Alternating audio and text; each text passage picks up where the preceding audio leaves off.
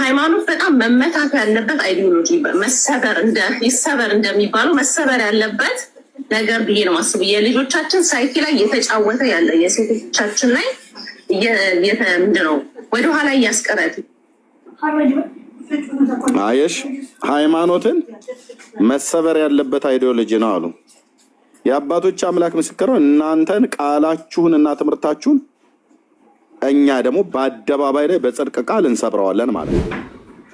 ድምጻችን ይሰማ በሉ። ባል ምንድነው ጋይስ? ምንድነው? እናታችሁ ንገሪ። ምንድነው? ፈርኒቸር ነው? የኪችን እቃ ነው? መደርደሪያ ነው? ምንድነው? ባጨንቁኝ በእናታችሁ ንገሩኝ። ባል ምን እንደሆነ ወጥቼ እንድገዛ። አይሻት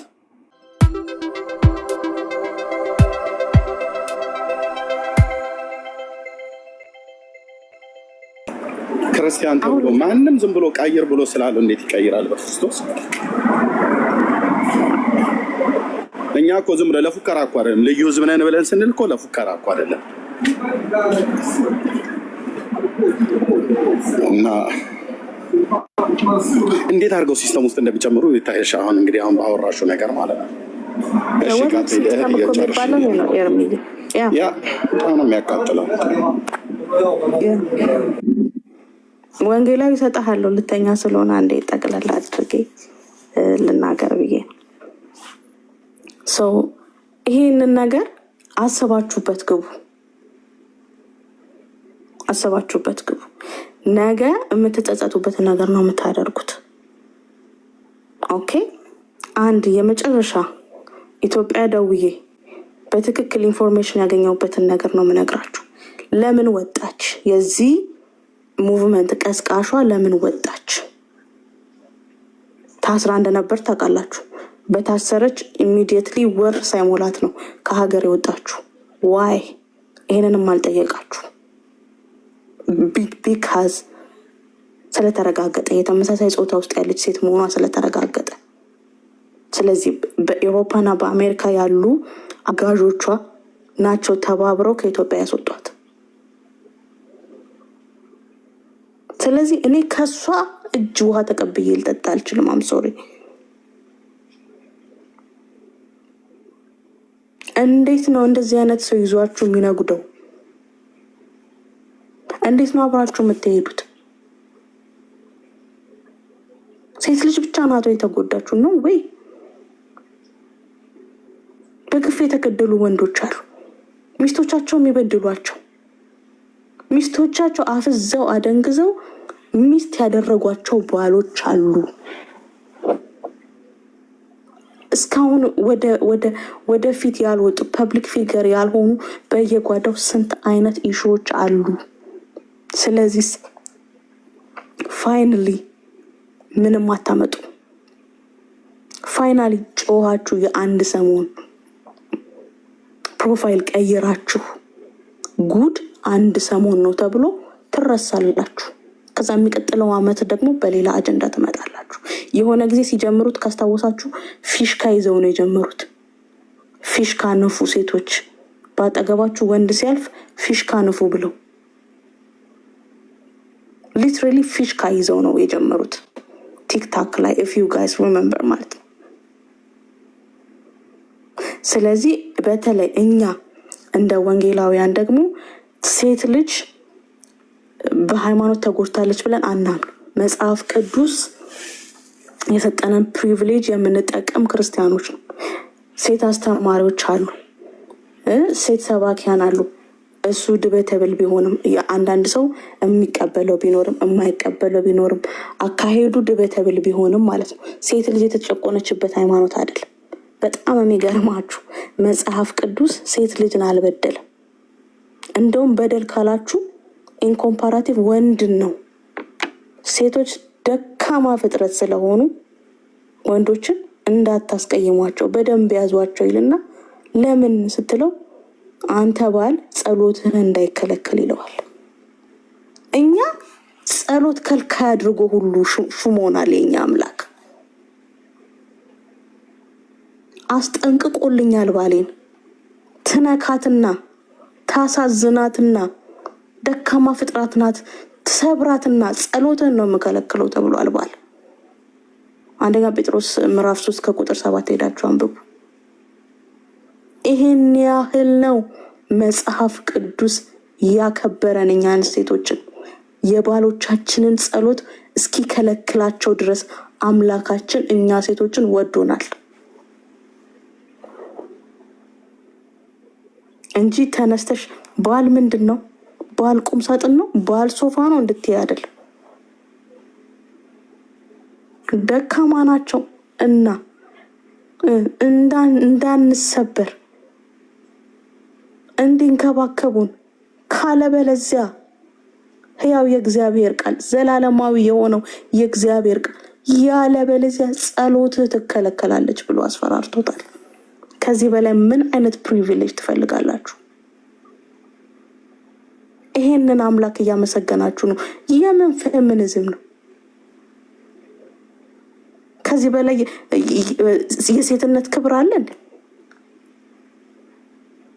ከዚህ በላይ መከበር አለ እንዴ? ጸሎት እስኪከለከልልሽ ድረስ ማን ያከብርሻል እንዴ? መስመሩ ተቋረጠ ማለት እኮ ይሄ ሰው ምንም እኮ ቢሰራ አያፈራ፣ ቢበላ አይወዛ። ኦኬ ባዶ ህይወት እኮ ነው የሚመላለሰው። አንድ ባል ሚስቱን ካሳዘነ ማለት እኮ ነው ጸሎትን እከለክላለሁ ካለ ቢሰራ ኪሱ አይሞላለት፣ ከጓደኞቹ እኩል መሆን አይችል። በቃ ይሄ ማለት ነው ጸሎቱ ከተከለከለ። ከዚህ በላይ ፕሪቪሌጅ ከየት ነው የምታገኙት? ስለዚህ ክርስቲያን ሴቶች እህቶቼ ንቁ። ፕሮፋይል ያደረጋችሁ ፕሮፋይላችሁን ቀይሩ፣ አትቀላቀሉ። ፔቲሽናችሁን ካንስል ማድረግ የምትችሉ ከሆነ ካንስል አድርጉ። በጣም ብዙ ባወራ ደስ ይለኝ ነበር፣ ደክሞኛል። ሌሊት ላይክ እንደ 8 ሰዓት ኦልሞስት እንደ 9 ሰዓት በሉት በኢትዮጵያ ሆኗል። ኦልሬዲ መተኛ ትፈልጋለሁ። ተባረኩ። እየሰማኋችሁ ተኛለሁ። እሺ ከመውጣትሽ በፊት ቅድም አንድ ቁጥር የጻፍኩት አንቺ ከመውጣትሽ በፊት አሁን ከተናገርሽው ነገር ላይ አንድ ጉዳይ አስጨንቆኝ እሱን ነው በመወያሽ ዌብሳይት ይለወጣል የሚል ነገር ስላነሳሽ እንግዲህ እኔ ቤት ገብታችሁ ያያችሁ አንድ ስጋት አለኝ። በኢትዮጵያ ወንጌላዊት ቤተክርስቲያን መካነ ኢየሱስ ዞሮ ዞሮ ፌሚኒስት ባሉት በአንድ ቃል ነው ይህንን እንቅስቃሴ በሙሉ መጠቀልለው ተመሳሳይ ጾታ ብለው ለማደባበስ ይሞክራሉና አሁንም ወደ ጥቅምት ወር ላይ ፕሬዝዳንት ምርጫ አለ። ልክ ብልጽግናም እንደነሱ እየቀሰቀሰ ያለ አይመስለኝም። ውስጥ ለውስጥ እየሄዱ ይህንን ግብረ ሶዶማዊነትን የሚያስቀጥል መሪ ለመምረጥ ከፍተኛ ነው ሩጫ እየተደረገ ያለውና እኔ ከቤተክርስቲያኔ ካለሁባት ቤተክርስቲያኔ ጋር ጭምር አደጋውን እያያያዝኩ ነው መወስደው እና ይሄ ጉዳይ ወደ መንግስት ወደ ጠቅላይ ሚኒስቴሩ ጋር ያደረሱበት ምክንያት የጠቅላይ ሚኒስቴሩ ተቃዋሚዎችም ከራሳቸው ዓላማ የራሳቸውም እጅ ይኖሩበታል። እየተረባረቡ በዚህ ጉዳይ የሚሄዱበት ቀስ እያለ የአገሪቱ ሕግ እንዲሆን የነዚህ የምዕራባውያን ጫና ኖሮ ወደዛም ይወስዶታል የሚል አሁን የበለጠ ደነገጥኩ። እንደዚህ ዌብሳይት በአንድ ዓላማ ተፈርሞ መቀየር የሚቻልበት አሰራር ካለ እሱ ጭምር አስግቶኝ ነው ይሄንን ጉዳይ ዝም የምንለው አይደለም እና እባካችሁ ቅዱሳን በከፍተኛ ሁኔታ ተረባርበን የአንድ ቤተክርስቲያን በዚህ ጉዳይ ተጠላልፎ መውደቅ እየተባዛ ነገሩ እየቀጠለ ይሄዳል። ልክ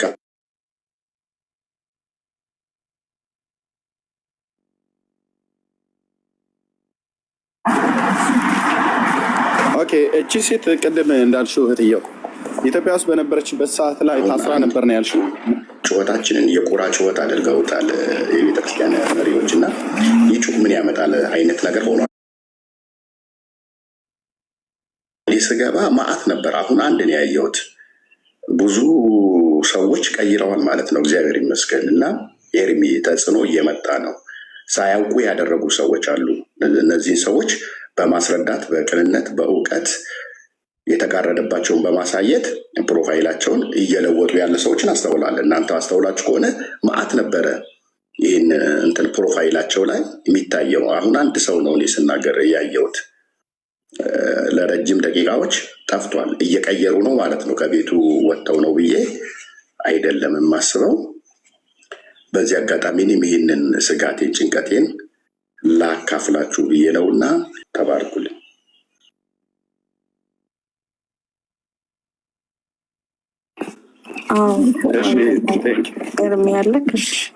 ሰማለህ ቴንኪ ወንጌላዊ ተባረክ።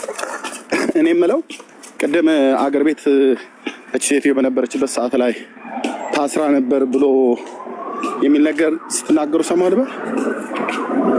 ታስራ ነበር። ለዚህ ነው ጠቅላይ ሚኒስትሩ ፔጅ ላይ የሄዳችሁ ለጥፉ ላይ ነገሩን ወደ ሌላ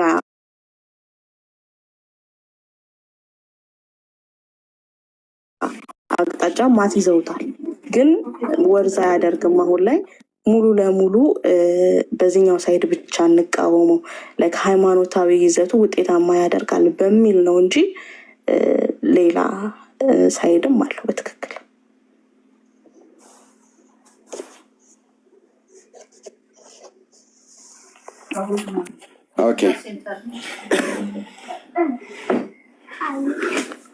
ኦኬ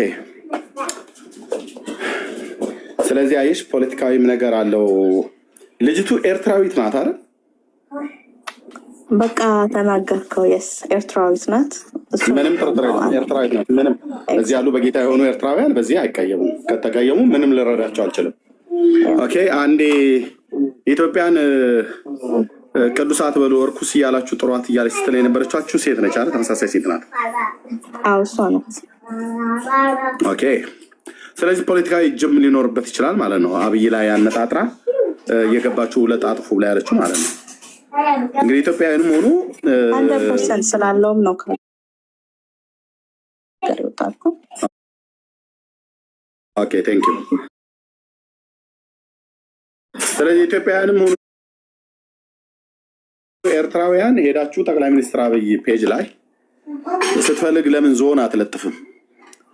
ምንም የምታመጡት ነገር እንደሌለ ግን አስረግጬ እነግራችኋለሁ። ለምን እርኩሰትህን አያጸድቅልህም ማለት ነው። አያጸድቅልህም በምንም አይነት መልኩ። ኢትዮጵያ ውስጥ እንደዚህ አይነት እርኩሰት አይጸድቅም። ኦኬ ህዝቡ አገር ስላለው ህዝቡ መንግስት አለው። መንግስት ተነስቶ ስልጣን በእጅ ያለ ብሎ ሄዳችሁ ጠቅላይ ሚኒስትር አብይ ፔጅ ላይ ለጣጥፉ ነው አይደል ያላችሁ? እኔ እነግራችኋለሁ እጃችሁ እስኪዝል ድረስ ብትለጥፉ ምንም የምታመጡት ለውጥ እንደሌለ ግን አስረግጠን እነግራችኋለሁ። የመሲ እሺ አይ ግን በደንብ ተረድታችሁት ከሆነ ጉዳዩን ኤርምዬ የሴቶች ጥቃት በሚል ይጀመር እንጂ እየተወራ ያለው ግን ስለ ሴቶች ጥቃት አይደለም። ትዳርን ስለማፍረስ ነው ጉዳዩ እየተወራ ያለው። ቀድመም እንደተናገርኩት አጀንዳው ሌላ ነው። በቃ ሁላችን አብዛኛውን ነገር ብለነዋል። ኢቨን እናንተ ትላላችሁ አሁን ሴቶች ጥቃት ይቆም ትላላችሁ እንጂ እየተወራ ያለው ግን ስለ ሴቶች ጥቃት አይደለም።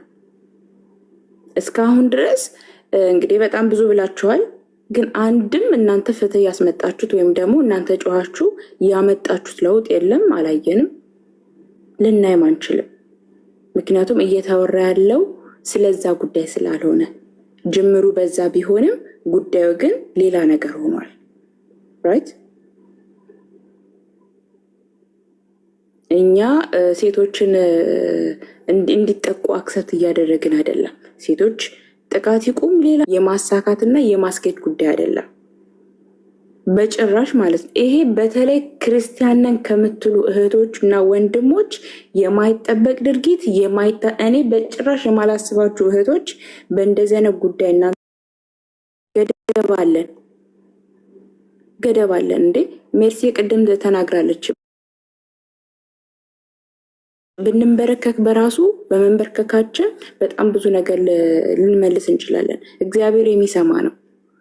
በመቀጠል ጌታ የወደዳቸውን ሴቶችና እህቶች ማንም ሰው መጥቶ ሊጠላቸው አይችልም። እግዚአብሔር ያከበራቸው ማንም ሰው ሊያዋርዳቸው አይችልም። በመጽሐፍ ቅዱስ ደረጃ እንኳን ብናየው ይሄ እንትን ነው፣ እናንተ እንደምትሉት አይደለም። ጌታችን ከሴቶች ጋር ተነጋገረ፣ አስተማራቸው፣ ፈወሳቸው። በእምነት ደረጃ እንኳን ብንሄድ ማለት ነው። ለምሳሌ ዮሐንስ 4 ላይ ጌታችን ኢየሱስ ክርስቶስ ከሳምራዊቷ ሴት ጋር ያደረገውን ውይይት ታያላችሁ አይደለ? አይታችኋል አይደለ? መጽሐፍ ቅዱሳችን በምን ያክል ቦታ እንደሚያከብረን ጌታ የወደደን ሴቶች ነን እኛ። በእግዚአብሔር አምሳል የተፈጠረን ሴቶች ነን እኛ። እህቶች ሁላችሁም ገብታችሁ ለምሳሌ በኤፌሶን ምዕራፍ 5 ቁጥር 25 ላይ ያለውን ስለ ሴቶች የሚናገረውን ነገር በደንብ ገብታችሁ አንብቡት። መጽሐፍ ቅዱስ በደንብ ይናገራል። ዓለማዊ ከሚነግሩን በላይ እኛም መንፈሳዊያን መመርመር የምንችል ሰዎች ነን። መጽሐፍ ቅዱሳችን ደግሞ ምን ይላል በዚህ ጉዳይ ብለን እንኳን ብንናገር በደንብ ይናገራል። የተከበርን ሰዎች ነን፣ የተከበርን እህቶች ነን። በተለያየ ጉዳይ ላይ የሚነሱ ነገሮች ይኖራሉ። ያንን አጀንዳ በመጣበት ነገር ላይ ማስተናገድ ሌላ ነው። ፌሚኒዝም እና ፌሚኒስቶችን ደግሞ መቀበል የተለያየ ጉዳይ ነው። እየተወራ ያለው ስለ ሴቶች ነው። እየተነገረ አጀንዳው እየተካሄደ ያለው ደግሞ ፌሚኒስቶችን ነው። ስለዚህ እኛ እነሱን ቅድም ሜርሲ በጣም ወሳኝ የሆነ ንግግር ተናግራለች። ትሰማ በሚል ሃሽታግ ይህንን ነገር አፋፍኖት ያ ጉዳይ ሳይወራ ጩኸቱ ወደዚህ ሆኗል ማለት ነው። አጀንዳውን አስቀይሮታል ማለት ነው። ሁል ጊዜ ያታችሁ ከሆነ የሆነ በጣም ሴንሲቲቭ የሆነ ነገር ሲነሳ ሀሳብ እንዲቀየር፣ ይሄ ብቻ አይደለም፣ ከዚህ በፊትም እንደዚህ ነገር ተደርጓል በተመሳሳይ መንገድ ማለት ነው። በጣም ሴንሲቲቭ የሆነ አጀንዳ ሲነሳ እንደዚህ አይነት ነገሮች እየተነሱ ጉዳዩ ተዳፍኖ ተሸፋፍኖ ይቀራል። ስለዚህ ልንነቃ ይገባል። ይሄ እንኳን ለምን ሆነ ሊባል ይገባል አይደለም?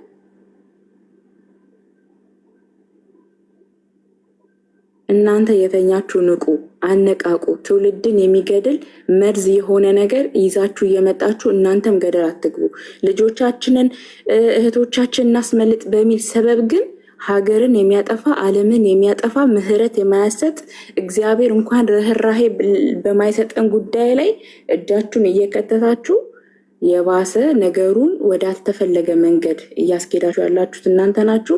እንግዲህ አብዛኞቻችሁ አይ እኛ አናቅም ነው እያላችሁ ያላችሁ። ስለዚህ እናንተ የምትመሩት በማታውቁት ባልተረዳችሁት ምን እንደሆነ ምንጩ እንኳን ምን እንደሆነ ሳይገባችሁ ሳትረዱ ስለሆነ ከእንደዚህ ነገር ተቆጠቡ።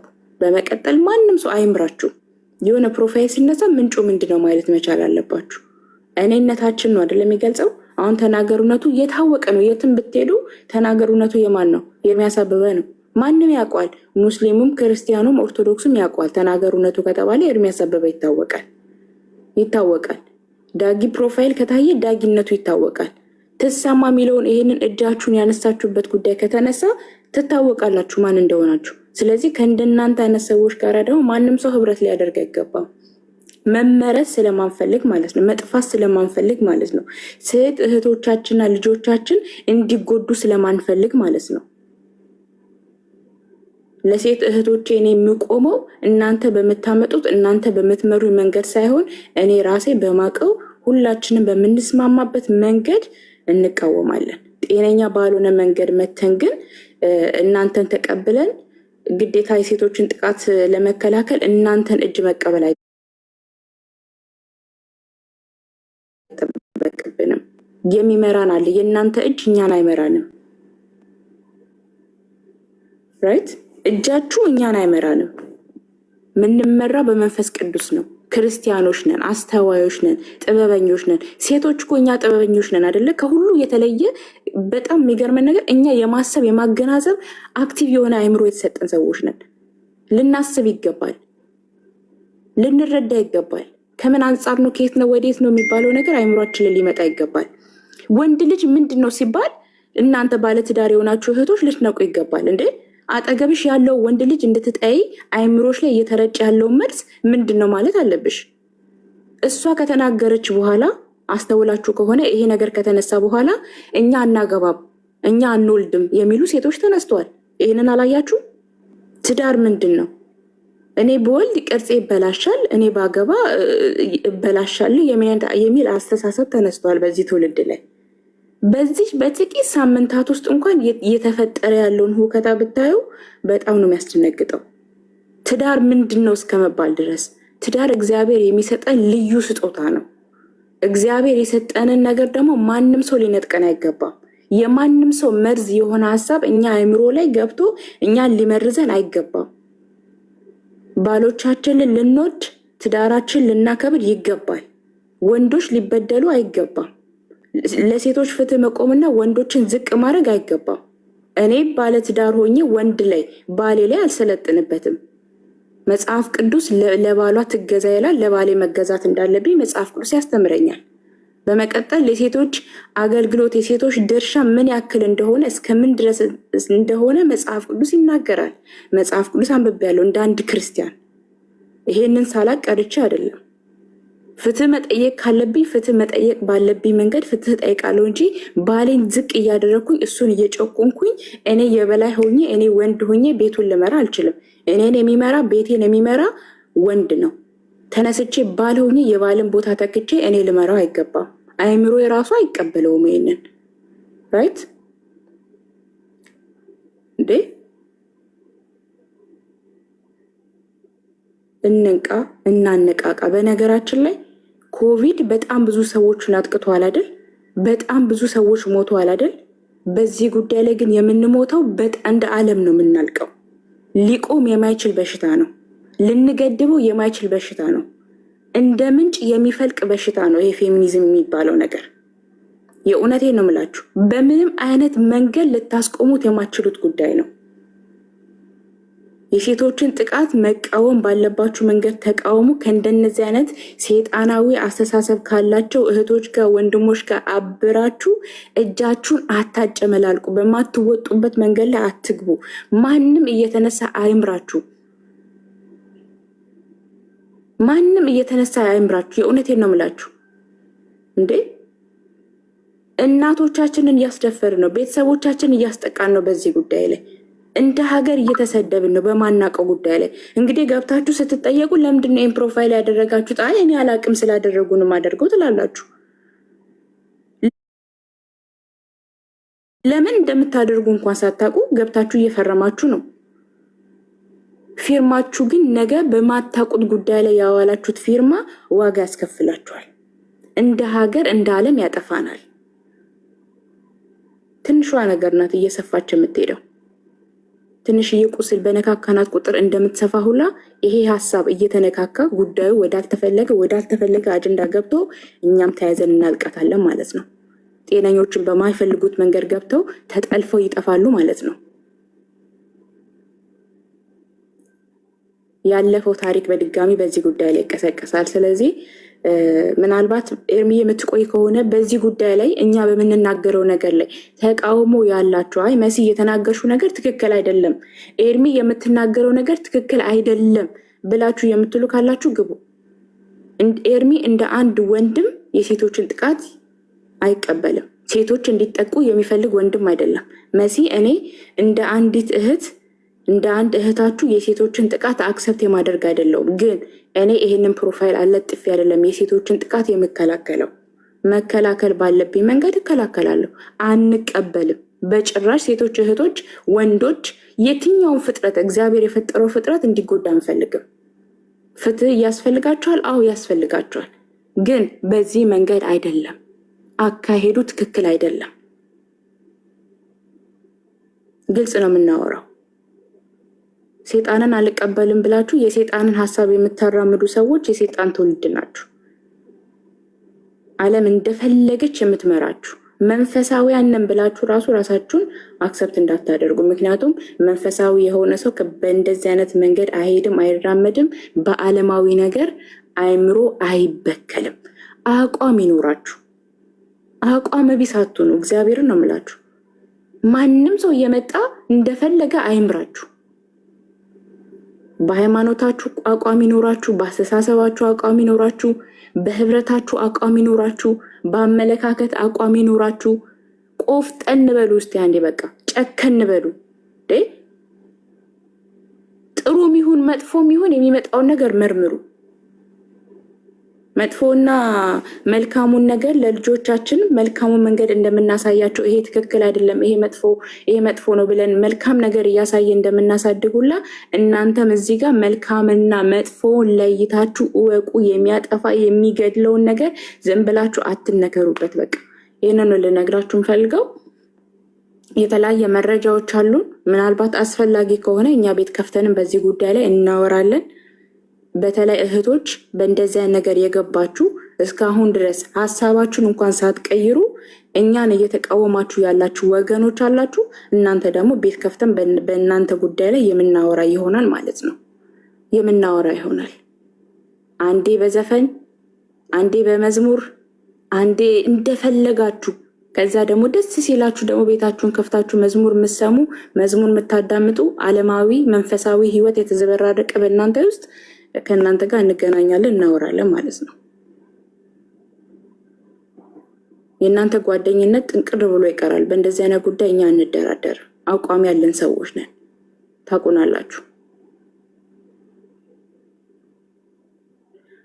ይሄን ነው ዳጌ። መቀጠል ትችላለህ ወንድምነት።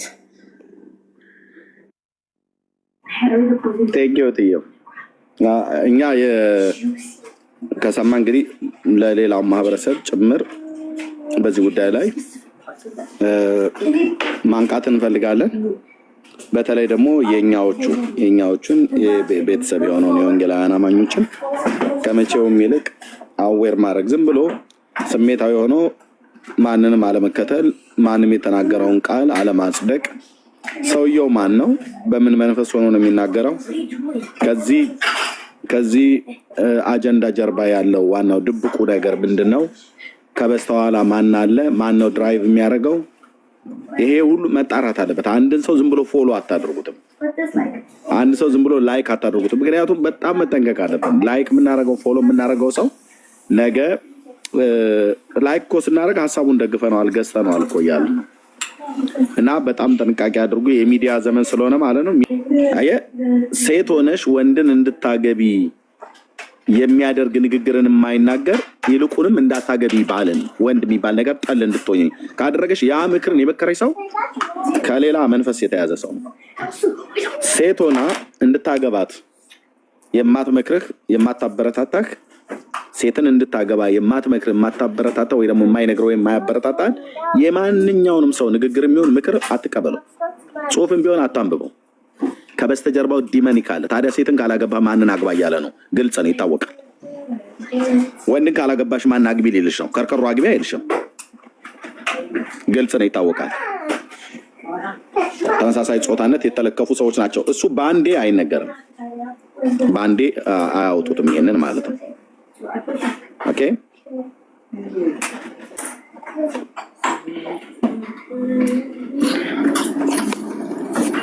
ኦኬ። ኤላሻ ሰላም ጤና ይስጥልኝ። የተከበራችሁ ወንድሞች እንዴት ናቸው? እህቶች ላይም ታችም ያላቸው ኤርሚ እንደምን አለ? ጌታ ይባረክ። እንዴት ነህ? ለመጀመሪያ ጊዜ ነው አንተ ጋር ገስት ስገባ፣ በጣም ደስ ብሎኛል። አገልግሎትህ በጣም በአገልግሎት ከተባረኩ በጣም ብዙ ነገር ካገኙ ሰዎች መሀል ነኝ። ጌታ ስለዚህ አመሰግናለሁ።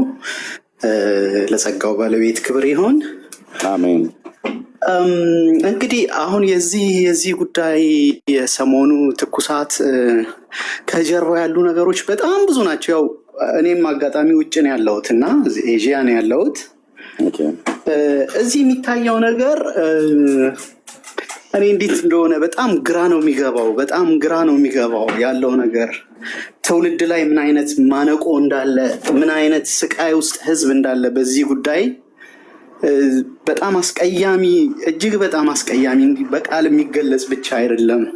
የእግዚአብሔርን ሕግ የእግዚአብሔርን ሐሳብ ከመቃወም ባለፈ በጀነሬሽን ላይ የሚኖረው ይሄ መርዝ ምን ያህል በቃ ቤተሰብን እየበተነ ምን ያህል ነገሮች እያበላሸ እንዳለ የሚያውቅ ሰው በጣም በጽኑ መቃወም ያለበት ይሄ እምነት የሚጠይቅ የእምነት የምናምን ጉዳይ አይደለም። አዜ ክርስቲያን እኛ ሁሉ ጊዜም መመሪያችን የእግዚአብሔር ቃል ነው። እግዚአብሔር ሴትና ወንድ አድርጎን የፈጠረን ምድርን እንድንሞላ ያንን ኦቤ አድርገናል። ለዛ ነው ይሄን የተቃወምን ያለ ነው። በሌላ በኩል ግን ከዚህ ከእግዚአብሔር ሐሳብ እና የዘላለም አጀንዳ በተቃራኒ የቆሙ ሰዎች ለመናገር በጣም ይከብዳል። እዚህ የሚገርም ፕሪቪሌጅ ነው የሚሰጧቸው። በጣም የሚገርምህ ነገር እኔ አሁን ምናልባት ለመናገር ምቹ ባይሆንም አንደር ዩናይትድ ኔሽን ነኝ እና ግን እዚህ ያለው ፕሪቪሌጅ ለእንደዚህ አይነት ሰዎች ከተለያየ ዓለም ለሚመጡ በጣም የተለየ ነገር ነው ያላቸው። ሰው ወደዛ ነገር እየሳቡ ያሉት በዚህ ነው። ሰይጣን እንደዚህ እያደረገ እየጋለበ እንዲህ ነው እያደረገ ያለው። ትውልድ ላይ እንደዚህ ጌም እየተጫወተ ነው ያለው። ትውልድ እየጠፋ በቃ ሊትራሊ እየጠፋ ማለት እችላለሁ። ምክንያቱም የእግዚአብሔርን ሐሳብ በሰው ልጆች ላይ ያለው የዘላለም አጀንዳ የሚቃወም ስለሆነ ትውልድ የሚያጠፋ ገዳይ መርዝ ምናምን ነው። ለዚህ በጀት ተደርጎላቸው አሁን እነዚህ አጀንዳ የሚያራምዱ ይሄን በጣም የሚያስጮሁ ያሉ ሰዎች በጣም የሚገራርም ፈንድ ነው የሚኖራቸው። which is obvious ነው፣ በጣም ግልጽ ነገር ነው፣ ይታወቃል። እና እስቲ ፈርዘር ከዚህ ያለፈ ነገር ዲቴል ነገራቸው ይታወቅ ምናምን ሲባል እኮ በጣም ብዙ ነገር ማግኘት እንችላለን። ወንድሞቼ እና እህቶቼ ብዙ መረጃዎች ቅድም እህት ሜርሲ ስትናገር ነበረች እና በጣም ሰቅጣጭ የሆነ ነገር ከጀርባቸው ያለው አጀንዳ የሚያራምዱት ነገር አሁን እቺ አገሯ ላይ ምን ያህል ሰዎች እየተሰቃዩ ኦልሞስት ከጠቅላላ ፖፑሌሽን 85% ሚግሬት አድርጓል፣ ወደ ሌላ ሀገር ተሰዷል። ኤርትራውያን እናቶች እህቶች ምን ያህል በስቃይ ውስጥ እንዳሉ እናውቃለን። ምንም የተሰወረ አይደለም፣ ግልጽ ነገር ነው። ግን እዛ ሄዳ ስለ ኢትዮጵያውያን ሴቶች በማይመለከታት ፖለቲካውን ምክንያት በማድረግ ከዛ ያንን አስታኮ ደግሞ በአጋጣሚ እግዚአብሔር ሐሳብ ሆኖ መሪው ደግሞ ክርስቲያን ነውና እነዚህ ነገሮች ጎን ለጎን አያይዛ ህዝብን በፖለቲካም በእምነትም ምክንያት አድርጎ ለማጋጨት ኢቭን ከእግዚአብሔር ሐሳብ ከማስወጣቱም ውጪ ህዝብን ራሱ ለማጋጨት እየተሰራ ያለ ነገር ነውና እዚህ ላይ በጣም በርትታችሁ መስራት ይጠበቅባችኋል። እኛም በምንችለው የነሱን እንደዚህ አይነት ጠያፍ የሆነ ነገራቸው ለመምታት የምንችለው ነገር የእናንተን ቪዲዮዎች ሪፖስት በማድረግ ኮፒ ሊንክ ሼር በማድረግ እኛም አብረናችሁ እናገለግላለን። ጸጋ ይብዛላችሁ ወንድሞች እናቶች።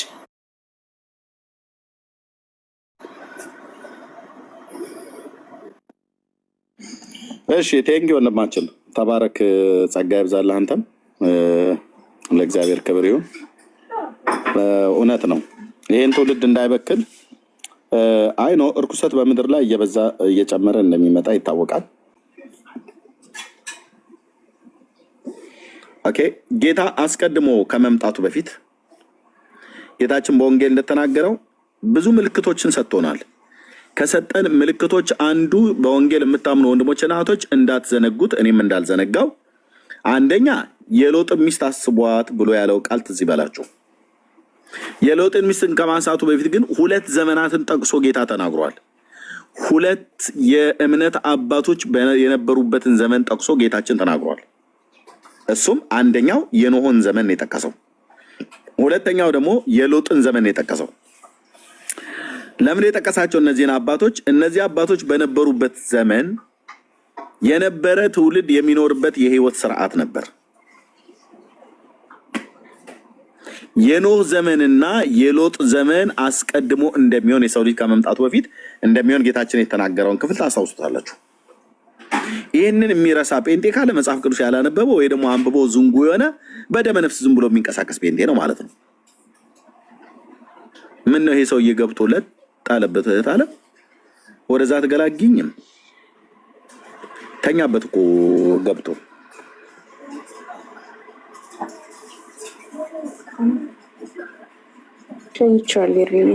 ቴንክ ዩ ከነ ቤተሰቡ እኮ ምንም ሊተኛ እኮ አልቀረም ገብቶ ገና ቅድም ጀምሮ ማለት ነው። እሺ ጌታችን ያለውን ትዝ ይላችኋል አይደል?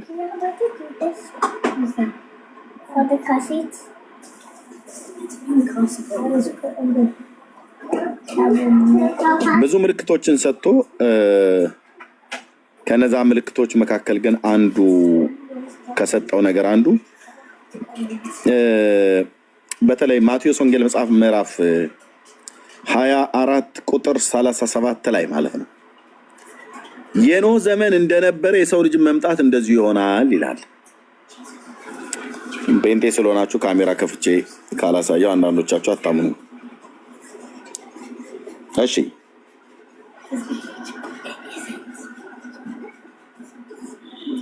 ጌታችን ሲናገር የኖህ ዘመን እንደነበረ የሰው ልጅ መምጣት እንደዚሁ ይሆናል ይላል። ምን ማለት ነው? በዚያችም ወራት ከጥፋት ውሃ በፊት ኖህ ወደ መርከብ እስከ ገባበት ቀን ድረስ ሲበሉና ሲጠጡ ሲያገቡና ሲጋቡ እንደነበሩ የጥፋትም ውሃ መጥቶ ሁሉን እስከ ወሰደ ድረስ እንዳላወቁ የሰው ልጅ መምጣት እንደዚሁ ይሆናል። በዚያን ጊዜ ሁለት ሴቶች በእርሻ ይሆናሉ፣ አንዱ ይወሰዳል፣ አንዱ ይቀራል። ሁለቱ ሴቶች ወፍጮ ይፈጫሉ ምናምን ነገር ብሎ ካለ በኋላ የሎጥንም ዘመን በሉቃስ 17 ላይ ሲናገረው ልክ እንደዚሁ ይናገራል ማለት ነው። የሎጥ ሚስት አስቧት ብሎ ባለበት ላይ ሎጥ በሰዶምና በገሞራ በነበረበት ዘመን እንደዚሁ ይሆናል ይላል። አይ ቲንክ ሉቃስ 17ም ማርቆስ 13ም ላይ ቃል ይናገራል። ተመሳሳይ ወንጌላት ላይ አይደል? ማርቆስ 13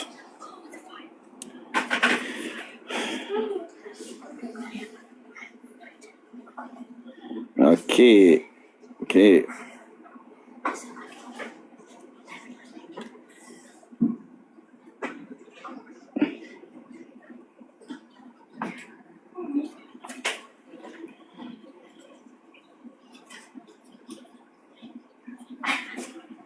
ያ ስለ መጨረሻው ዘመን ከሚናገር ውስጥ አንዱ ማርቆስ 13ም ይናገራል። ልክ ነው። ሉቃስ 17 ማቴዎስ 24 ማለት ነው። ሁለት ዘመናትን ጠቅሶ ጌታ ተናግሯል። ሎጥና ኖህ የነበሩበትን ዘመንና ይኖሩበት የነበረውን በተለይ ሎጥ ጻድቁ ሎጥ ይኖርበት የነበረው በሰዶምና በገሞራ የነበረው ትውልድ ምን አይነት የህይወት ስርዓት ምልልስ ይመላለስ እንደነበረ ግልጽ ነው።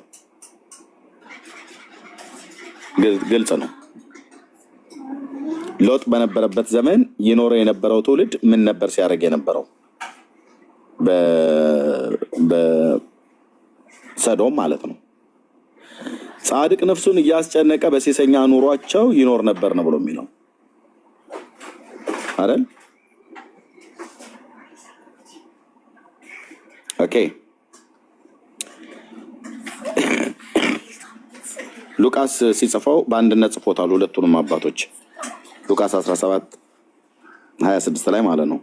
በኖህ ዘመን እንደነበረ የሰው ልጅ መምጣት ደግሞ እንደዚሁ ይሆናል ብሎ የማቴዎስን 24ን እዚያ አምጥቶ ጠቅሶታል። በተመሳሳይ ወንጌላት በማርቆስ 13፣ ሉቃስ 24 ሉቃስ 17፣ ማቴዎስ 24 ላይ ተጠቅሷል። የመጨረሻው ዘመን ጌታችን የተናገረበት። ከዛ ኖህ ወደ መርከብ እስከገባበት ቀን ድረስ ይበሉና ይጠጡ ያገቡና ይጋቡ ነበር። የጥፋትም ውሃ መጣ ሁሉንም አጠፋ። እንዲሁም በሎጥ ዘመን እንደሆነው ይበሉና ይጠጡ። ባይዘይ መብልና መጠጥ ብቻ አይደለም፣ ከመብሉና መጠጡ ጋር አብሮ በጣም ብዙ ነገር ነበር የነበረው። ይበሉና ይጠጡ፣ ይገዙና ይሸጡም፣ ይተክሉም፣ ቤትም ይሰሩ ነበር ይላል። ሎጥ ከሰዶም በወጣበት ቀን ከሰማይ እሳትና ዲን ዘነበ ሁሉንም አጠፋ ይላል። ማለት ጥፋት መጣባቸው ነው፣ ድንገት ነው የሚመጣባቸው። ሁሉንም አጠፋ። የሰው ልጅም በሚገለጥበት ቀን እንደዚሁ ይሆናል ይላል። ጌታችን ተመልሶ ከመምጣቱ በፊት ከሚሆኑ ምልክቶች ብዙ ምልክቶች ነው የሰጠን። ከሚሆኑ ምልክቶች ግን በእነዚህ አባቶች ዘመን ሎጥና እንደዚሁም ኖህ ማለት ነው። እነዚህ ሁለት የእግዚአብሔር ሰዎች በነበሩበት ዘመን ይኖር የነበረው ትውልድ እና የሚኖሩበት ማህበረሰብ ውስጥ የነበረው የሃይማኖት የምግባር ብልሹነት ክፍሉን ብቻ ሄዶ ማንበብ ነው። ምድር ኃጢአትን ከመስራቷ የተነሳ ተበላሽታለች ነው። ፍጥረት ሁሉ መንገዱን አበላሽቶ ነበር ብሎ አሁን ይሄው እያየ ነው ያለው ነው ማለት ነው። የሰዶም ኃጢአቱ እኮ አንዱ እንጀራ መብላትና መጥገብ ብቻ አልነበረም። ኦኬ አመፃ እርኩሰት ይደረግ ነበር በምድሪቱ ላይ ማለት ነው።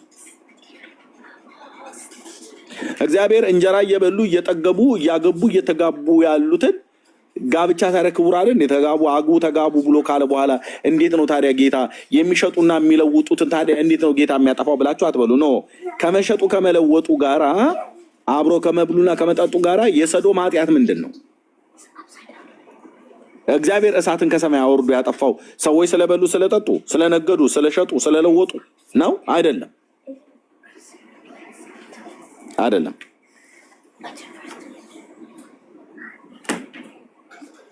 ሰዶማውያን ምን ነበር የሚያደርጉ የነበሩት?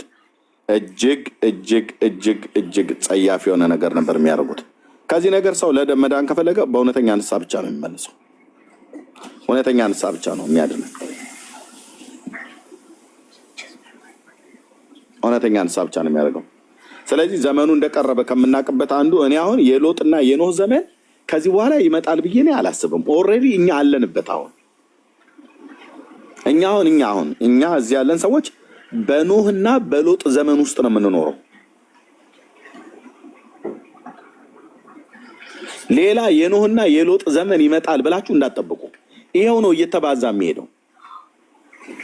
ጻድቁም ይጽደቅ፣ ቅዱሱም ይቀደስ፣ እርኩሱም ይርከስ ብሎ ያለበት አሁን ሁሉም የሚቀደሰውም ይቀደሳል፣ የሚጸድቀውም ይጸድቃል፣ የሚረክሰውም ይኸው እየረከሰ ነው።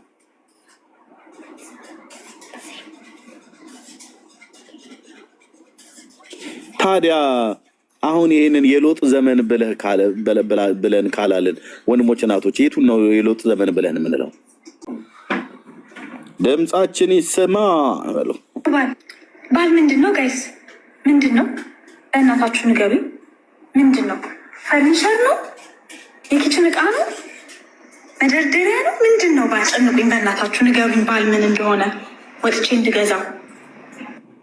አይሻት ብራችሁ እኔ የማገለግልበት ቤተክርስቲያን ብትሆኑ እዚህ ያገኘኋችሁ ሰዎች ጌታ ምስክር ነው እኮ ጾም ጸሎት ነው ማስገባሽ አልኩሽ። ጾም ጸሎት ቤተኛ ነኛ ቤተሰብ ነኛ ስለሚመለከተኝ ማለት ነው። እንዴ ጳውሎስ እኮ እንደዚህ ውስጡ እኮ ብግን ብሎ እኮ ነው አንዴ ለቆሮንቶስ አማኞች በፍቅር ልምጣባችሁ ወይስ በዱላ አላቸው እኮ። በበትር ልምጣ ወይስ በምን አላቸው። ተቃጥሎ ጳውሎስ ሐዋርያው ውስጡ ጭስስ ብሎ አቃጥለውት የቆሮንቶስ አማኞች ማለት ነው። እዚህም ይሄዳሉ ያጠቅሳሉ፣ እዚህም ያጠቅሳሉ። አንዴ ከአጋንንት ማዕድ ይበላሉ፣ አንዴ ከክርስቶስ ማዕድ ይበላሉ፣ አንዴ እዚህ ይጠጣሉ፣ አንዴ እዛ ይጠጣሉ፣ አንዴ ከማያምን ጋር ይጋባሉ፣ አንዴ ከማያምን ጋር ይጋባሉ። በቃ የእግዚአብሔር ሕዝብ ማለት እና ቢቸግረው ምን አለ ጳውሎስ? እባብ በተንኮሉ ሔዋንን እንዳሳታት ሀሳባችሁ ተበላሽቶ ከክርስቶስ ካለ ንጽሕና ላይ እንዳትጎድሉ ብዬ እፈራለሁ አለ። የፈራው አልቀረም ጳውሎስ።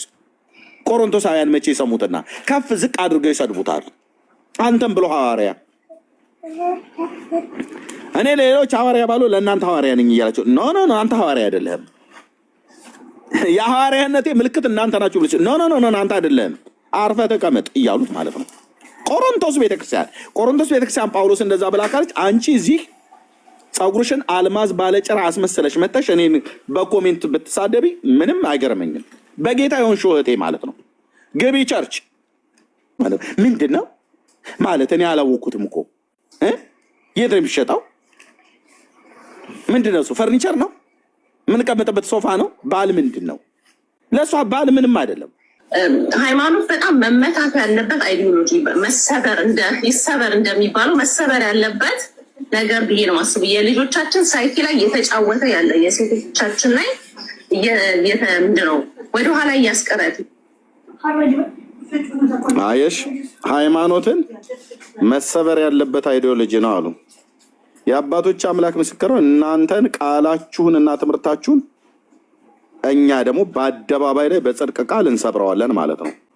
አዎ ሴቶችን የሚበድል ሃይማኖት ካለ ያንን ሃይማኖት እንቃወመዋለን። ሴቶች መበደል የሌለባቸውም። የእግዚአብሔር አምሳልና መልክ የተፈጠሩ ናቸው። ክርስቶስ የሞተላቸው ሰዎች ናቸው። የሀገር መንግስት መሆን ይችላሉ። በየትኛውም ነገር ላይ ከወንድ እኩል ክብር አላቸው። ሉቃስ ወንጌል ላይ ቅድም የነገርኳችሁ አስቀድሞ የሰው ልጅ ከመምጣቱ በፊት የኖህ ዘመንና የሎጥ ዘመን ይሆናል ብሎ እነዚህን ሁለት አባቶችን ጠቅሶ የነገረን ዘመን ውስጥ አለንበት ወይ እኔ የለንበትም ብዬ ከእናንተ ማረጋገጫ አልፈልግም። በክርስቶስ አምኜ የዳንኩ ሰው ነኝ። የአምላክ የእግዚአብሔር መንፈስ በውስጥ ያለ ሰው ነኝ። ዘመኑን እንደ ብርሃን ልጆች ማስተዋል አለብን። ይሄ ማስተዋል እኔ ብቻ የተሰጠኝ አይደለም። ለአንተም ለአንቺም በክርስቶስ ኢየሱስ ላመንን ሁሉ ተሰጥቶናል። ኦኬ ክፉን ከመልካም የክርስቶስም ከቤልሆር ከዲያብሎስ ማለት ነው ጽድቁን ከኩነኔ ለይተን እንድናውቅ ነው የእግዚአብሔር ልጅ ወደዚህ ምድር መምጣቱ። በአንድ ዮሐንስ መልክ መጽሐፍ ምዕራፍ 5 ቁጥር 20 ላይ የእግዚአብሔር ልጅ እንደመጣ እውነተኛ የሆነውንም እናውቅ ዘንድ ልቦና እንደሰጠን እናውቃለን። እውነተኛ በሆነው በእርሱ አለን፣ እርሱም ልጁ ኢየሱስ ክርስቶስ ነው ይላል። እርሱ እውነተኛ አምላክ ነው፣ የዘላለም ሕይወት ነው። ልጆች ወይ ከጣዖታት ራሳችሁን ጠብቁ ይላል።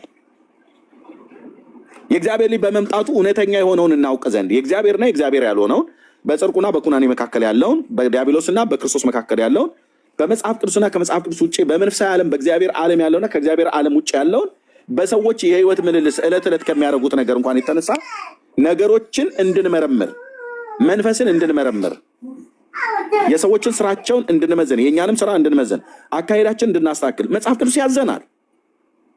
ምን ነበር በኖህ ዘመን ይደረግ የነበረው?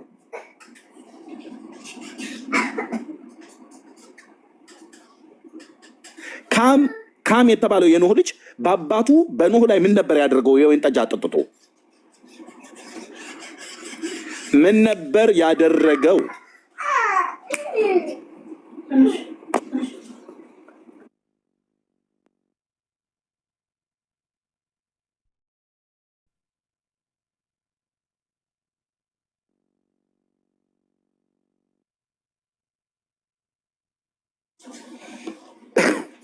ኦኬ ምን ነበር ያደረገው? ካም የኖህ ልጅ አባቱ ኖህን የወይን ጠጅ አጠጥቶ ምን ነበር ያደረገው?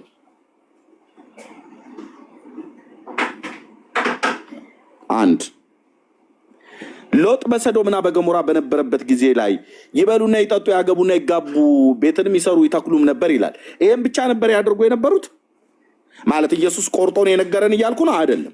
ግን ይሄ ብቻ ነበር የሰዶም ኃጢአት አይደለም። እግዚአብሔር ስለበሉና ስለጠጡ ስለገዙ ቤት ስለሰሩ ስለሸጡ ስለተከሉ አይደለም እሳት ከሰማይ ያወረደባቸው። ሰዶምና ገሞራ አዳማና ሲባዮ የሚባሉ 4 ከተሞች ናቸው አብረው የጠፉት። ምን አልኩኝ? ሰዶምና ገሞራን ብቻ ነው አብዛኛው ህዝብ የሚያውቀው። አዳማና ሲባዮ የሚባሉ ከተሞችም አሉ። በዘዳግም መጽሐፍ ምዕራፍ 29 ቁጥር 23 ላይ የእግዚአብሔር አምላካችን ቃል ይሄንን ይናገራል። እነዚህን 4ቱ ከተሞች እንደዚሁም በትንቢተ ሆሴዕ መጽሐፍ ምዕራፍ 7 ላይ ሁሉ ጭምር ማለት ነው። ዘዳግም ስንት ነው ያልኳችሁ? 29 23 እዩ የሚለውን ምድር ሁለንተናዋ ዲንና ጨው መቃጠልም እንደሆነባት እንዳትዘራም እንዳትበቅልም ማናቸውንም ሳርና ልምላሜ እንዳይወጣባት እግዚአብሔር በቁጣውና በመዓቱ እንደገለበጣቸው እንደ ሰዶምና ገሞራ ሰዶም 1 ገሞራ 2 እንደ አዳማና እንደ ሲባዮ አዳማ 3 ሲባዮ 4 ከተሞች ናቸው የጠፉት። አዳማ ማለት ይሄ እኛ ጋር ያለው ናዝሬት አይደለም። በኦሮምኛ አዳማ የተባለው እሱ አይደለም። ሰዶምና ገሞራ ምንድነው የነበሩበት ማለት ነው። ቦታው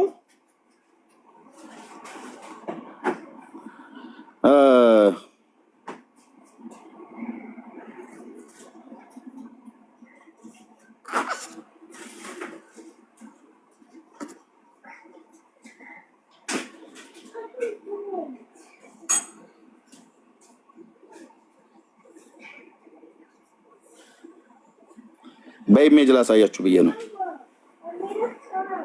ይሄ ማለት ነው ይሄ አካባቢ ዴድ ሲ አካባቢ ማለት ነው። ሙት ባህር ያለ እግዚአብሔር እንደዚህ ነው ያደረገው ሀገሩ። ይሄ ጫው ነው አሁን የምታዩት ሳልት ማለት ነው። ምንም ህይወት ያለው ነገር የለበት፣ አይዘራ፣ አይታጨድ፣ አይበቅልበት፣ ልምላሜ ህይወት የሚባል ነገር የለም።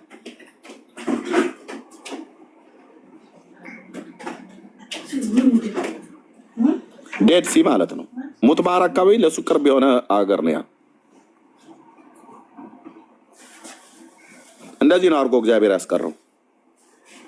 እግዚአብሔር ለዘላለም ነው በቁጣው የገለበት። አንድ ህይወት ያለው ነገር የለም። ያው ጫው ማለት ነው። ምን ይላል የእግዚአብሔር ቃል? ያው ሁለንተናዋ ምድርም ሁለንተናዋ ዲንና ጨው መቃጠልም እንደሆነባት እንዳትዘራም እንዳትበቅልም ማናቸውንም ሳርና ልምላሜ እንዳይወጣባት እግዚአብሔር በቁጣውና በመዓቱ እንደገለበጣቸው እንደ ሰዶም እና እንደ ገሞራ እንደ አዳማና እንደ ሲባዮ በሆነች ጊዜ ይላል።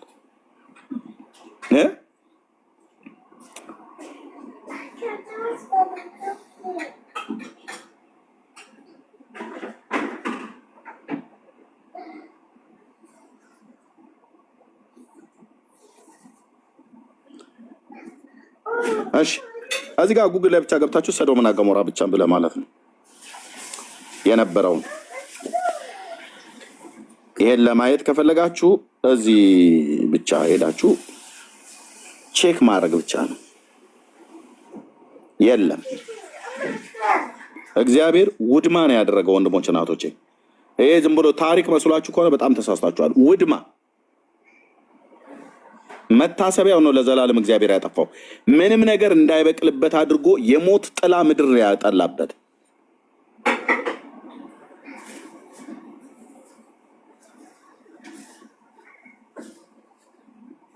እንዲህ አድርጎ ነው ያስቀረው። እንጀራ ስለበሉና ስለጠገቡ ስለሸጡና ስለለወጡ ብቻ አይደለም። በሰዶም ይደረግ የነበረው ኃጢአት ምን እንደሆነ መጽሐፍ ቅዱስ በግልጽ ሆናል። ለኛ ለማስታወስ ጌታችን ኢየሱስ ክርስቶስ እዚህ ሁለቱን ዘመን ጠቅሶ ነገረን። ለምንድነው እግዚአብሔር ያንን ታሪክ ጠቅሶ ጌታውን የሚነግረን? ምን ያስፈልጋል? ለምንድነው የሚያስታውሰን እግዚአብሔር? ጌታ ኢየሱስ ክርስቶስ ለምንድነው ያስታውሰን? እዚህ በሉቃስ ወንጌል መጽሐፍ ምዕራፍ 17 ላይ ቀደም ያነበብኩላችሁ ለምንድነው የሚያስታውሰን? እነዚህን ሁለት ዘመናት አስቡ እያለ ነው። አንደኛ በዚያ ዘመን የሚኖረው ትውልድ ይኖርበት የነበረው የህይወት ስርዓት ማለት ነው። ተዚህ ላችኋል አይደል? ዘፍጥረት መጽሐፍ ምዕራፍ 7 ላይ ኖህ በነበረበት ዘመን እንደዚሁም ዘፍጥረት መጽሐፍ ምዕራፍ 8 ሁሉ ጭምር ማለት ነው። ከ6 ቢጀምርም እንኳን ቅሉ ምዕራፍ 6 ማለት ነው። የኖህ ትውልድ እንዲህ ነው። ኖህ በትውልዱ ጻድቅና ፍጹም ሰው ነበረ፣ አካሄዱም ከእግዚአብሔር ጋር አደረገ። ኖህም 3 ልጆችን ሴምና ካም ያፌትን ወለደ። ምድር በእግዚአብሔር ፊት ተበላሸች ይላል። ከማን የተነሳ? ከሚኖርበት ማህበረሰብ ከሚኖረው ትውልድ የተነሳ ማለት ነው። እግዚአብሔርም ምድርን አየ፣ እነሆም ተበላሸች፣ ስጋ የለበሰ ሁሉ በምድር ላይ መንገዱን አበላሽቶ ነበር ይላል። የህይወት ስርዓት ተበላሸ ማለት ነው። ስጋ የለበሰ ሁሉ ማለት ከአንድ ቤተሰብ ውጭ ሌላው በሙሉ ማለት ነው። ዛሬ የማትቃወመው ብራዘር፣ በዚያ ዘመን የነበሩ ኖህ ስለተቃወመን የተረፈው። አንደኛ በቃልም ይቃወም ነበር፣ ሁለተኛ በተግባርም ይቃወም ነበር። እነሱ ያደርጉት የነበረውን እርኩሰት አያደርግም ነበር። ዛሬ ሶኬ እምልህ ብዙ ማለት እንደዚህ እኮ ማካበድ የለብህም። ኤርሚያስ ብለሽ አቅልለሽ የምታየው ነገር ነገ ምንድነው? አንድ ሳር ነበረ። አይ ዶንት ኖ ሳር አልኩኝ። ምንድነው? የአረም ዝርያ ነው። እሽክት ነው የሚባል እሽክት የሚባል ነገር የሚያቅሰዋል። እሽክት ነው የሚባለው። እኔም ረሳሁትኝ ከገጠር ከወጣሁ በኋላ። ባቄላና አተር በተለይ ከዘራን በኋላ በተለይ ባቄላን አይወድም፣ ወዲያውኑ ነው የሚይዘው። ፕሊስ እንደኔ ገጠር ገበሬ የሆናችሁ ሰዎች እስኪ ንገሩ። እሽክት እስኪ ልጻፉ። አይዶ ነው ካለ ጉግል ላይ በጣም አደገኛ አረም ነው። እሽክት ነው የሚባለው። ጌታ ኢየሱስ ለዘላለም ይባረክ። አረሳሁትም ማለት ነው። አንተ እሽክት ነው። ቆይ ወንድም አለ እሽክት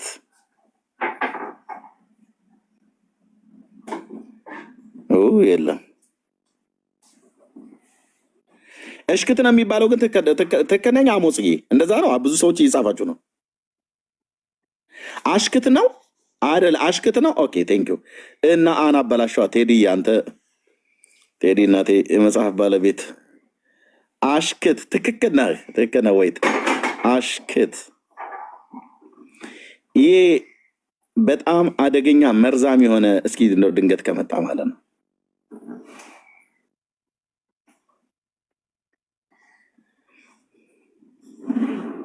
አዎ ይኸው ራሱ እራሱ ከነምላሱ አሽክት።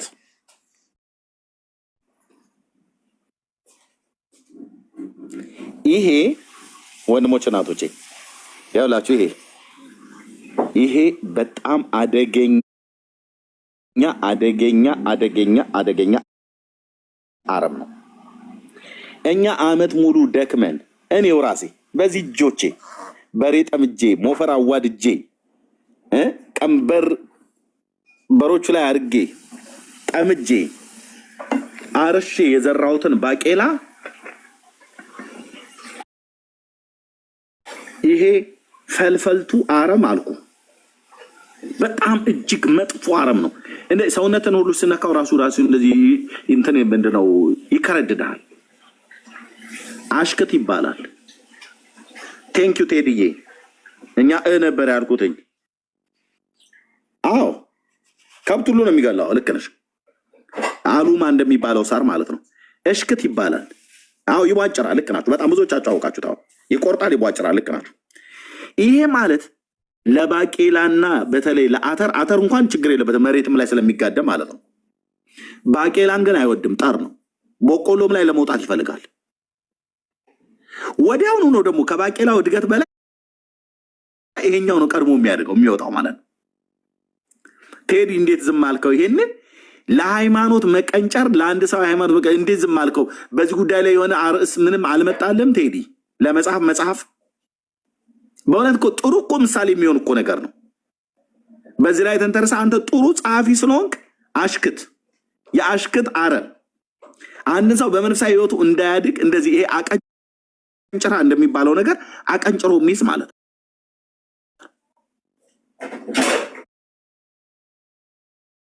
ዛሬ የማንቃወመው እርኩስ ገደል የሚከተ ማለት ነው። የሰዶምና የገሞራ ሰዎች እንደ ሎጥ አልተቃወሙትም። ሎጥ ግን ጻድቅ ነፍሱን እያስጨነቀ በሴሰኛ ኑሯቸው ብሎታል ጴጥሮስ ሲጽፍ። ቅዱስ ጴጥሮስ ሲጽፍ እንደዛ አይደለን? አዎ በመካከላቸው እየኖረ በሴሰኛ ኑሯቸው ጻድቅ ነፍሱን እያስጨነቀ ይኖር ነበር ይላል። ምን አይቶ ነው የሚጨነቀው? ነው ማነው? ሎጥ በመብልና በመጠጣቸው ብቻ ነበር ይጨነቀ ነበረው? ኖ አይደለም። ከመብሉና ከመጠጡ ጋራ በተጓዳኝ አብሮም ነው የሚከተለው። የሰው ልጅ እንደፈለገ ከበላ እንደፈለገ ከጠጣ ምንድነው የሚሆነው? እውነቷን ቁጭ አድርገን እንነጋገራት። ይፋንናል አይፋንንም? ጥጋብ ሰው ላይ ከመጣ ምንድነው የሚያደርገው? ከጥጋብ አንዱ ምልክት ምንድነው የሚሆነው? ወንድሞች እናቶች፣ ጥጋብ የሰውን ባል መንጠቅ አያሰኝሽም? ሁሉ ነገር ቢደላሽ የሰውን ሚስት መንጠቅ አያሰኝም? ጥጋብ ምን እንደሚያደርገው? ምነው ዝም አላችሁ? ምነው ዝም አላችሁ? ኦኬ፣ ጌታ መሳደብ እንዳለ ነው። ልክ ነኝ። ሰላም። ከዛስ ባለፈ በተለይ ከዚህ ከሩካቤ ስጋ ጋር ከግብረ ስጋ ግንኙነት ጋር በተገናኘ ምንድን ነው የሚያደርገው? ጥጋብ። ታያት ራሂማ እብሪተኛ፣ እሱን ታዩ አለመስማት ማለት ነው። ኦኬ፣ እኔ ቀጥታ እንትኑ ላይ ፖይንቱ ላይ ነው እያወራ ያለሁት። ሁሉ ቀን አሁን ሰው ቢጠግም እንደሚሆነው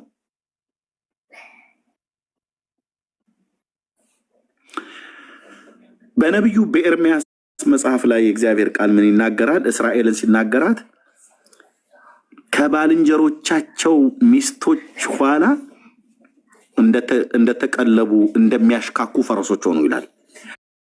ፈረስ ሲያሽካካ አይታችሁታል? አታውቁም እናንተ ብዙዎቻችሁ ገጠሪ አይደላችሁም እንደኔ። አየህ፣ ለዚህ ነው የከተሜ ዝም ብለህ አሽክትን አምጥቼ ማሳይ አሉማ ፈረስ ምናምን ነገር ብዙዎች ምን እንደሚያደርገው ፈረስ ሲያሽካካ አይታችሁታል? ማሽካካት ማለት መጮህ ማለት ነው። ፈረሶች በተለይ እኔ በቤታችን ፈረስ የጉክስ ጨዋታ ስለምንጫወት ማለት ነው። በተወለድኩበት አካባቢ ላይ የሸዋ አማሮችና የሸዋ ኦሮሞች የሚኖሩበት ቀበሌ ውስጥ ነው ተወልጄ ያደግኩት እና ፈረስ ጫወታል። ፈረሶች የሚያሽካኩት ምን ሲሆኑ ነው? አዎ መሬት ይጎደፍራል። አዎ ልክ ነው። ከዛ ስም እንደሚሆነው ያገኘው ላይ ነው የሚወጣው። አንዱ ባህሪው ያገኘው ላይ ወንድም ላይ ይወጣል፣ ሴትም ላይ ይወጣል፣ ሁሉም ላይ የሚወጣው። በነቢዩ በኤርሚያስ እግዚአብሔር እንደዚህ ነው ያላቸው። እስራኤል ትዝ ይላችኋል። በትንቢተ ሕዝቅኤል መጽሐፍ ምዕራፍ 16 ላይ ጥግብ ባለችልህ እቺ ጉደኛ ሀገር ማለት ነው። ጌታ ይባርካቸው። እስራኤልም ማለት ነው ያልኩትኝ። እስኪ አባ ወደዛ ዞር ይበሉልኝ። ምንድን ያልኩት ትንቢተ ሕዝቅኤል ወደ መንፈስ የሚያመጣውን ቃል የምነግራችሁና በትንቢተ ሕዝቅኤል መጽሐፍ ምዕራፍ 16 ላይ ትዝ ይላችኋል። ጌታ የተናገረበትን እስራኤልን ደጋግሞ የወቀሰበት ነገር ቆይ ምን እንደሚል ላሳየው። ወንድም በውሃ ውስጥ ምንድነው የፍቅር ጊዜሽ ነበር፣ በደም ውስጥ ታደሽ በህይወት ኑሪ ብያልኩሽ፣ በውሃ አጠብኩሽ፣ ከደምሽም አጠራውሽ በዘይት። ቆይ ይሄንን አይደለም፣ ይሄንን ሁሉ ከደንኩልሽ ይላታል። ከዛ አፍንጫሽ ቀለበት፣ ለእግርሽ ጫማ፣ ወርቅ ምናምን ነገር። በጣም ምን ያላደረገው ነገር አለ? ጌታ አበላውሽ ይላታል። አጠገብኩሽ፣ ምን ያልኩሽ። ከዛስ ከልብስሽ ወስደሽ ቆይ እዚህ ጋር ምን ይላል? ጌታ ጥግብ አድርጎ አበላት። ልክ ድንቡሽቡሽ እንዳለች ልጃገረድ ታጥባ ተኩላ ምናምን ነገር እንደምትወጣ እስራኤል ነዛ ማረባት ማለት ነው። ጌታ ስንት ነገር አበላት አልኩ። ሁሉ ነገር በአፍንጫዋ ቀለበት፣ ጉቶቿ፣ በጆሮቿ ጉትቻ፣ ለራስሽም የክብር አክሊል አደረጉ ይላል። ምን ያላደረገው ነገር አለ? ጌጥም አስጌጥኩሽ፣ በእጅሽም አምባር፣ በአንገትሽም ላይ ድሪ አደረግኩልሽ። በቃ አሞላቅኩሽ እያላት ነው እግዚአብሔር እስራኤልን። ኦኬ ቴንኪው ጌታዬ። አንተ ጋር መጥቶ ታዲያ ማን በከዛስ በወርቅ በብር አጌጥሽ፣ ልብስሽንም ጥሩ በፍታ ሐር ወርቀ ዘቦ ነበር። አንቺም መልካሙን ዱቄትና ማር ዘይትን በላሽ፣ እጅግም በጣም ውብ ሆንሽ፣ ለመንግስትም ደረስሽ ይላታል። አቤት ጌታዬ፣ ዱቄት ማር ዘይትን ሰጣውሽ በላሽ ይላታል። በዘዳግም መጽሐፍ ምዕራፍ 32 ላይ እንደሚታውቃላችሁ በእግዚአብሔር መንፈስ ውስጥ ሆኜ ነው የምነግራችሁ የአምላኬን ቃል። ምን ይላል? ይሽሩን አበላሁ ይላል ያዕቆብን ማለት ነው። እዛም ደግሞ ልክ እንደዚሁ አበላው። አንድ መዓት ምግብ ረደረለት። የባሳንን አውራ በግ እና የባሳንን አውራ በግ እንደዚሁም ደግሞ ከጭንጫ ድንጋይ የሚገኝን ቅቤ ሁሉ ማር በላህ። የአውራውን በግም ስብንም ደሙንም ሁሉ የወይኑን ጠጣ ይለዋል እግዚአብሔር። አንድ መዓት ቢፌ ፊት ለፊቱ አስቀመጣል። ከዛ ይሽሩን ወፈረ፣ ሰባ፣ ደነደነ ይላል። መስባትና መደንደን ብቻ ሳይሆን ቀጥሎ የፈጠረውን አምላኩን ናቀ፣ በመድኃኒቱ አምላክም አልታመንም፣ በእንግዶች በሌሎችም አማልክት አስቆጡት ይላል። ጥጋብ የሚያመጣውን ጣጣ። ከዛ እንደዚህ አበላሁሽ፣ እጅግም በጣም ውብ ሆንሽ ይላታል። እስራኤል እንዴት ውብ ላትሆን ነው? በአንቺ ላይ ካኖርኩት ከክብሬ የተነሳ ውበትሽ ፍጹም ነበርና ዝናሽ ወደ አሕዛብ ሁሉ ወጣ ይላል ጌታ እግዚአብሔር። ነገር ግን በውበትሽ ታምነሻል፣ ስለ ምንዝርናሽ አመንዝረሻል፣ ምንዝርናሽም ከመንገድ አላፊ ጋር አበዛሽ ይላታል። ከጥጋብ በኋላ ምንዝርና። አዎ እስራኤልን ያገኘ ጴንጤን ላይ ያገኘው ነው እንዴ? ብራዘር ጌታ ሆይ ያዘ ብለህ ካላልክ ከልብስሽም ወስደሽ በኮረብታ ላይ በዥንጉርጉር ልብስ ያስጌጥሻቸው መስገጃዎችን ለራስሽ ሰራሽ። በዚያም ገልሞትሽ እንዲህ ያለ ነገር ከአሁን በፊት አልነበርም፣ ከእንግዲህ ወዲህ አይሆንም። ከሰጠውሽ ከወርቄና ከብሬ የተሰራውን የክብርሽን ዕቃ ወስደሽ የወንዶች ምስሎችሽን ለራስሽ አድረግሽ አመነዘርሽባቸውም ይላል። ወርቅና ብር ሰጥቷት ከዛ ጣዖትን ሰርታ ማለት ነው። ቆንጅዬ ነው። ትንሽ አፍንጫውን አስተካክለው እየተባለ ቀርጸው ማለት ነው። ወርቀ ዘቦ ለብሰሽ ልብስሽንም ወሰድሽ ደረብሽላቸውም፣ ለነዛ ለጣዖታቱ ዘይቴንና ዕጣኔን በፊታቸው አኖርሽ ይላታል። ለእኔ መስጠት የነበረባችሁን ዘይትና ዕጣን ለነዛ ጣዖታት የወንድ ምስል ቆንጅዬ ሳይ ደረቱን ሰፋ ታደረገው። ደግሞ እውነቱን ልንገራችሁ የእግዚአብሔርን ቃል በግልጽ ስለሚናገር እነዚህ በተለይ የጥንት አሶራውያን የሚባሉት አገሮች ሕዝቅኤል ይናገረዋል። ይህንን የአምላክ የእግዚአብሔር ቃል ይናገረዋል። ምን ይላል? አባላ ዘራቸው እንደ ፈረስ የሆነ ይላል። ቃል በቃል የሚናገረው ምልምሎቹ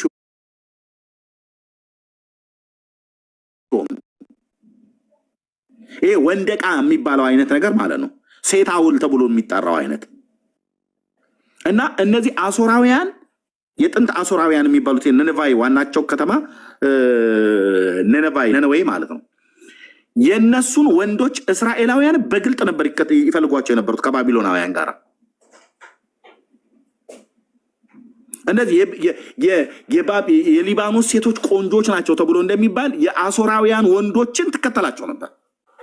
የእነሱን የወንዶች ምስል የሰራችሁ ታውቃለህ?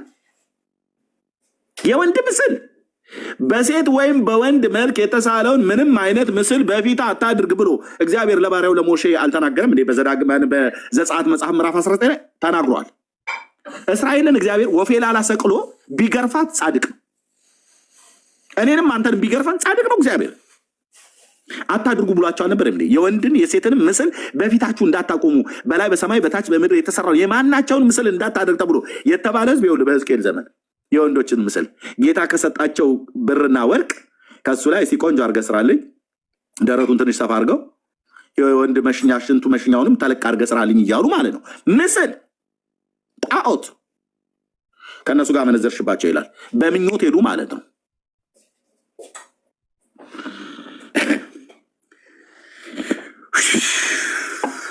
አምላኬ ወርቀ ዘቦንም ልብስሽንም ወስደሽ ደረብሽላቸው፣ ዘይቴንም ዕጣናቸውን በፊትሽ አኖሩሽ።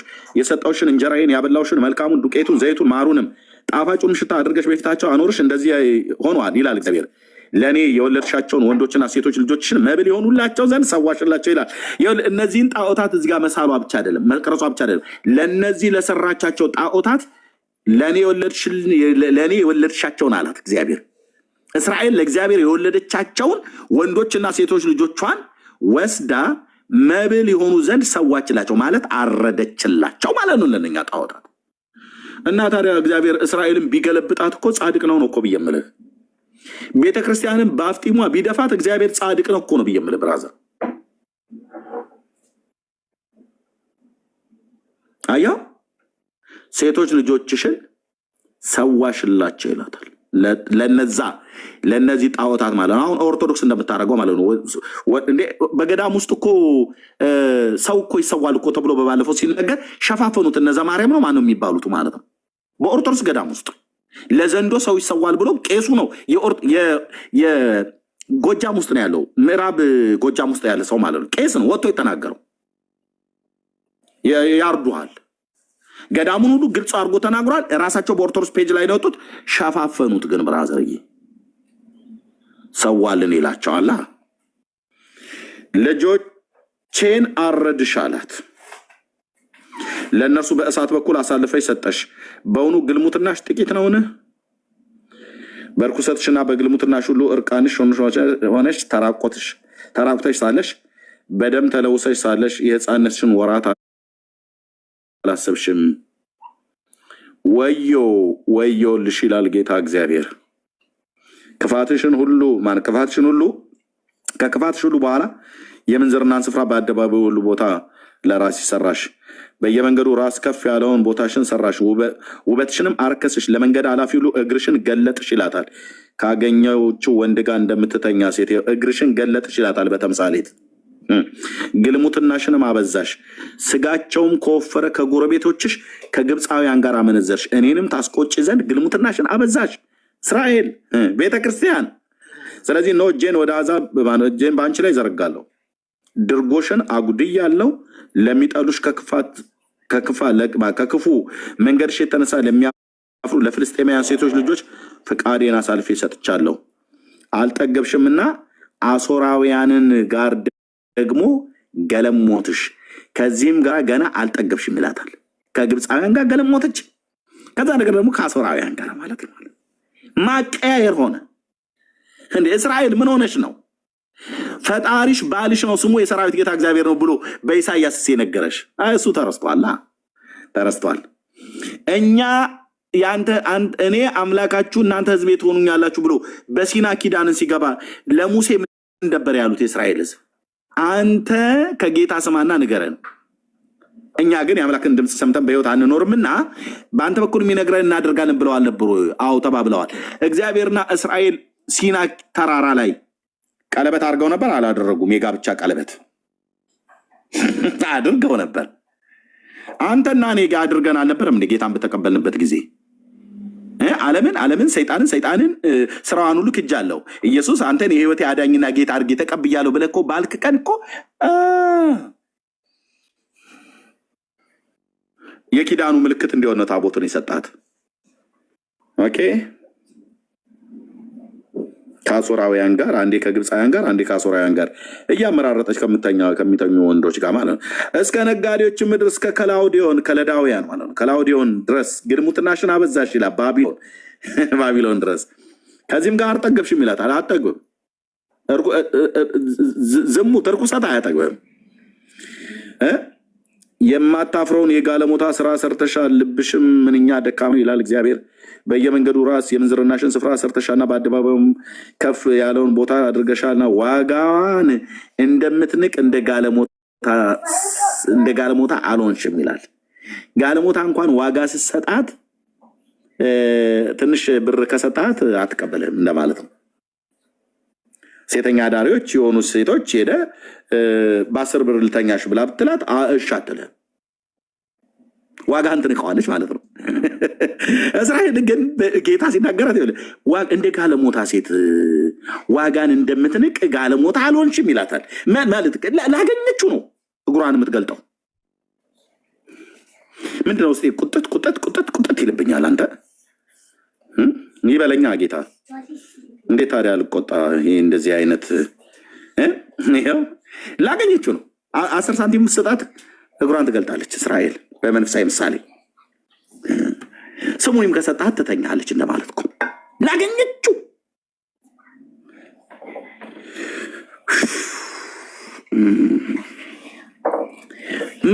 ጋለሞታ እንኳን እኮ ዋጋ አይቶ ይንቃል። አንቺ ምንም እኮ አትንቅም ነው ብሎ ይላል። ያው ይታያል። ዋጋን እንደምትንቅ እንደ ጋለሞታ አልሆንሽም ማለት ቢያንስ የጋለሞታ ያህል እንኳን ብትሆኝ እኮ እያላት ነው። ጋለሞታ ዋጋ አቅልለህ ከሰጣት አትሰጠህም። ከፍ ያለ ገንዘብ ከሰጣት ነው የምትሰጣት።